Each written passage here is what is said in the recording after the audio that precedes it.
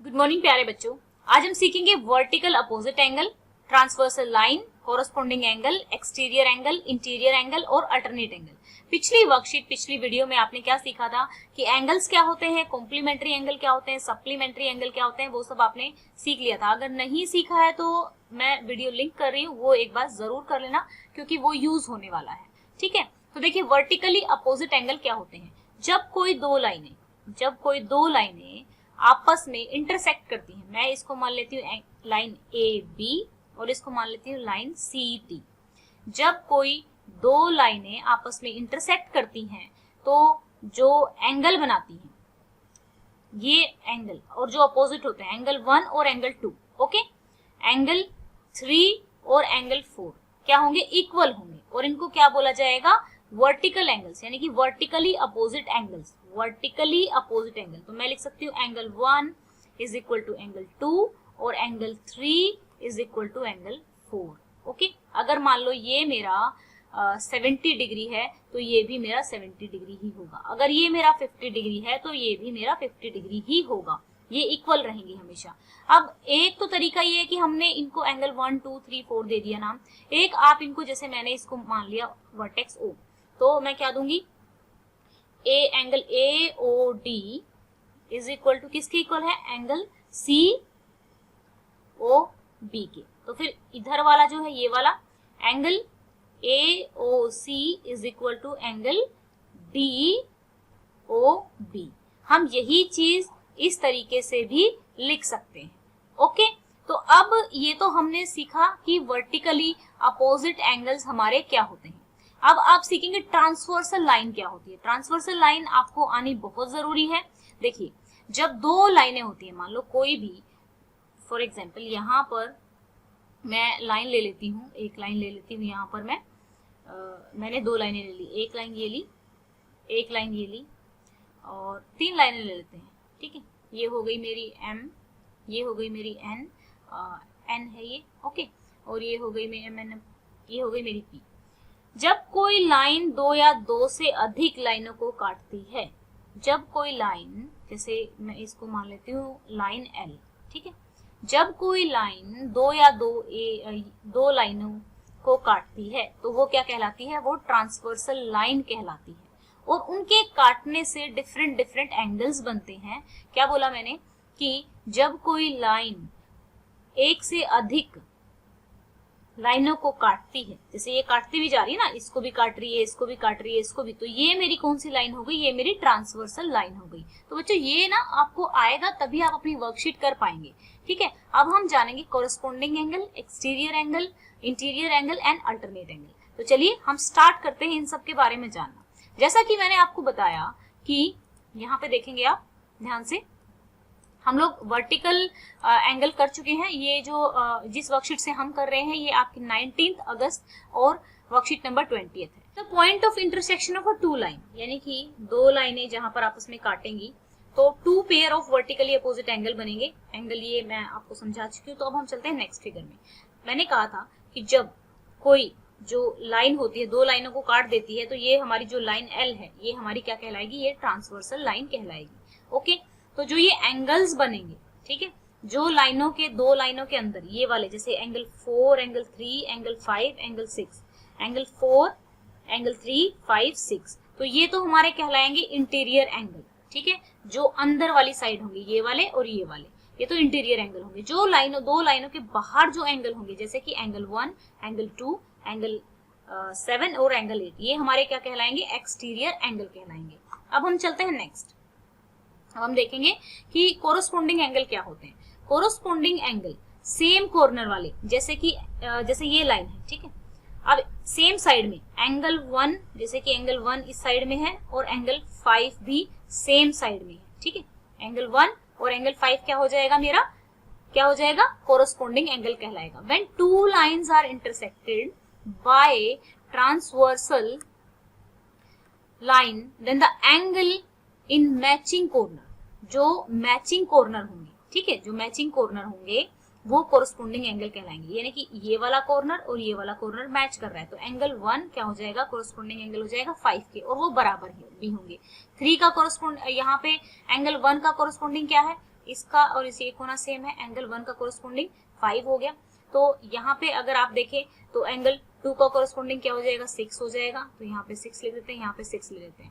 फिर हम एंगल 3 का कोरस्पोंडिंग देखिए, एंगल 3 का कोरस्पोंडिंग क्या हो जाएगा, एंगल 7 हो जाएगा, ठीक है। फिर यहाँ पे देखिए 4 का कोरस्पोंडिंग क्या हो जाएगा, 4 का कोरस्पोंडिंग हमारा एंगल 8 हो जाएगा। तो यहाँ पे हमने 8 लिख दिया। तो ये हो गए हमारे कोरस्पोंडिंग एंगल। अब हम समझेंगे कि अल्टरनेट एंगल्स क्या होते हैं। अल्टरनेट एंगल्स देखो, same when two lines are intersected by transversal line, then two non adjacent angles which are on a same part, non adjacent हो लेकिन सेम पार्ट पे हो। जैसे अगर अब आप कहने लगे कि मैम 4 और 3 भी तो डिफरेंट उस पे हैं, तो ये आप देखेंगे तो यहाँ पे क्या डिफरेंस है कि ये मतलब हो तो सेम पार्ट पे। वो कह रहा है कि when two lines are intersected by transversal line, two non adjacent, यानी कि 4 और 3 तो एडजेसेंट हो गए, 5 और 6 भी एडजेसेंट हो गए। नॉन एडजेसेंट होने चाहिए पहली कंडीशन, क्या होने चाहिए, नॉन एडजेसेंट होने चाहिए। दूसरी condition which are on same part, same part में हो, आइदर इंटरनल और external part but opposite side of transversal line. जैसे कि 4 और 6, ठीक है, 4 और 6 क्या है, हमारे अल्टरनेट इंटीरियर एंगल है। ओके, हमारे क्या है, अल्टरनेट एंगल हो गए। 3 और 5 अल्टरनेट इंटीरियर एंगल हो गए, लेकिन ये तो हमारे इंटरनल हो गई। अब ये 2 और 8 ये भी अल्टरनेट है, 1 और 7 भी अल्टरनेट है, लेकिन ये एक्सटीरियर अल्टरनेट एंगल है। तो यहाँ पे मैंने क्या किया, 4 का अल्टरनेट एंगल क्या हो गया, 6 हो गया, और 3 का अल्टरनेट एंगल 5 हो गया। ये इक्वल रहेंगे। ये प्रॉपर्टीज आपको याद रखनी है। ये वाला जो चैप्टर चल रहा है आपका, ये 6 चैप्टर है आपका 9th क्लास का एनसीईआरटी का, तो इसमें पूरे में आपका यही यूज होने वाला है, यही सारी चीजें आपकी यूज होने वाली है। अब अल्टरनेट एक्सटीरियर एंगल अगर आप पढ़ते हैं तो एंगल 1 यानी कि एंगल 1 का एक्सटीरियर एंगल क्या हो जाएगा, 7 हो जाएगा, क्योंकि एंगल 2 का क्या हो जाएगा, 8 हो जाएगा। ठीक है, तो ये थी आज की हमारी पूरी वर्कशीट की, ये आपको करना था। अब इन्हीं चीजों की हेल्प लेके, इन्हीं एंगल्स की हेल्प लेके आपको ये 2 क्वेश्चन करने हैं। ठीक है, अब यहाँ पे देखिए, अगर मान लो ये एंगल 50 है, ठीक है, ये एंगल 50 है, तो ये हमारा एंगल x है। आपने पिछली उसमें लीनियर पेयर पढ़ा था, ठीक है। तो ये अगर मेरा x निकल जाएगा तो एंगल y भी निकल जाएगा, क्योंकि angle x equal to angle y होगा। क्यों होगा, क्योंकि ये अल्टरनेट एंगल है ना। और यहाँ पे अगर ये मेरे को 130 यहाँ पे दिया हुआ है, ठीक है, 130 मेरे को दिया हुआ है, तो ये अगर हम देखें वर्टिकल अपोजिट एंगल का रूल लगाएं तो ये भी मेरा 130 होगा। अब जब मेरा x इक्वल टू y है, ठीक है, x इक्वल टू y है, तो ये भी मेरा कितना हो गया, 130 होगा। सिंपली निकल गया ना। इस तरीके से भी आप निकाल सकते हैं, क्योंकि यहाँ पे आपको जो आपने सीखा है, आपने क्या क्या सीखा, वर्टिकली अपोजिट एंगल सीखे। तो ये देखिए, वर्टिकली अपोजिट एंगल में आपने ये एक लाइन ये हो गई, एक लाइन ये हो गई, ठीक है, तो ये मेरा एंगल हो गया और ये मेरा एंगल हो, तो ये तो इक्वल हो गए, y और 130 इक्वल हो गया, तो y is equal to 130 degree हो गया। तो फिर x और x एंगल जो है वो y के इक्वल है, तो मैं लिख सकती हूँ angle x is equal to 130 degree. ठीक है, और ये लिखेंगे कैसे, y angle 130 vertically opposite angles के थ्रू, और x इक्वल टू y हमारा अल्टरनेट इंटीरियर एंगल के थ्रू। तो चलिए इसको कर लेते हैं अच्छे से। एक तरीके से तो मैंने आपको समझा दिया कि किस तरीके से करना है। दूसरे तरीके से मैंने जैसे आपको पिछली उसमें वर्कशीट में समझाया था, जिन बच्चों ने नहीं देखी है तो आज ही मैं डालूंगी, वो एक बार देख लेना।